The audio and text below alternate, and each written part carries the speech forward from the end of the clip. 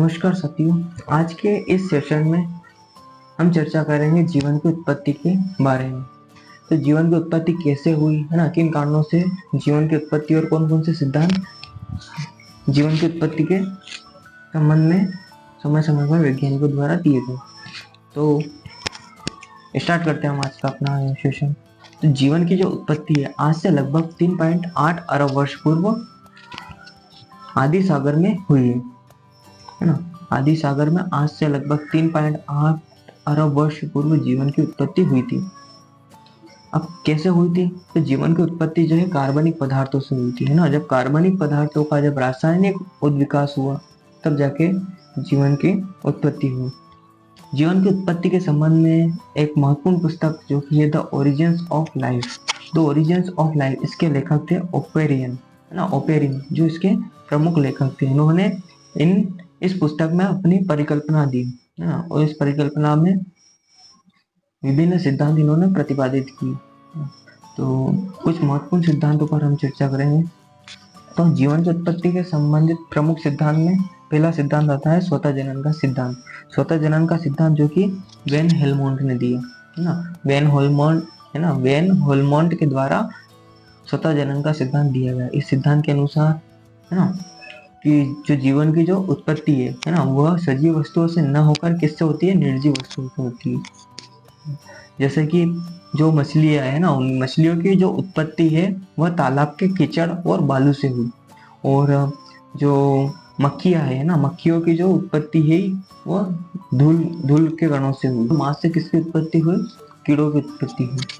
उन्होंने एक प्रयोग भी किया ना, उन्होंने कुछ अपने तथ्य देते हुए कहा है कि जैसे कि जो गेहूं के जो बाली रहती है, गेहूं की बाली को अगर हम मनुष्य के जो पसीने से भीगे हुए कपड़े रहते हैं, अगर उनको उन बालियों को 21 दिन के लिए अगर रख दे तो उससे चूहों की उत्पत्ति हो जाती है। उन्होंने फिर बताया कि जब दो ईंटों के मध्य एक तुलसी का पौधा रख के उसको अगर धूप में रख दिया जाए तो वहां पे बिच्छुओं की उत्पत्ति हो जाती है। तो इस प्रकार यह स्वतः जनन का सिद्धांत। फिर दूसरा बात आता है जैव जननवाद का सिद्धांत। जैव जननवाद का सिद्धांत फ्रांसिस्को रेडी ने दिया।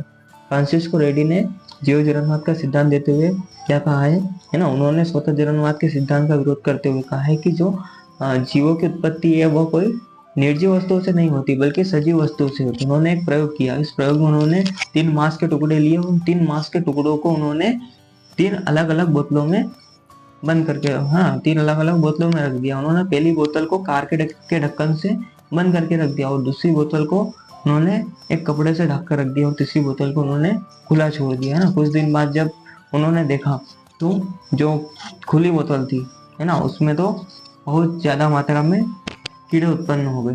दूसरा फिर जो कपड़े से ढकी हुई बोतल थी उसमें भी कीड़े उत्पन्न हुए, परंतु वह अधिक समय तक जीवित नहीं रहे। फिर जो कार से बंद की हुई जो बोतल थी उसमें कोई भी कीड़े उत्पन्न नहीं हुए। तो इस आधार पर उन्होंने एक निष्कर्ष निकाला कि जो कीड़ों की उत्पत्ति होती है ना, या फिर जो जीवों की उत्पत्ति होती है वह सजीव वस्तुओं से होती है, कोई निर्जीव वस्तुओं से नहीं होती है।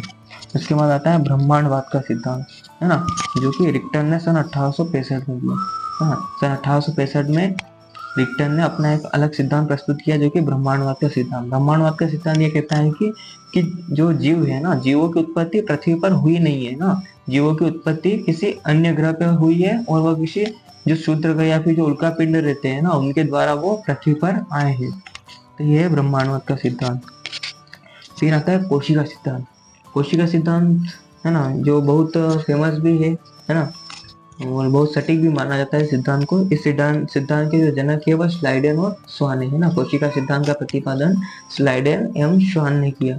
इस सिद्धांत के अनुसार जो जीवों का जो शरीर है वह, है ना, जीवों का जो शरीर है वह एक या एक से अधिक कोशिका तथा उनसे निर्मित पदार्थों से बना होता है, यह कोशिका सिद्धांत कहता है।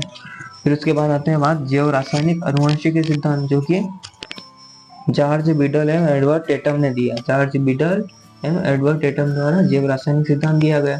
इस सिद्धांत के अनुसार कि जो जीव की जो समस्त क्रियाएं रहती है ना, वह सब किस पे निर्भर करती है?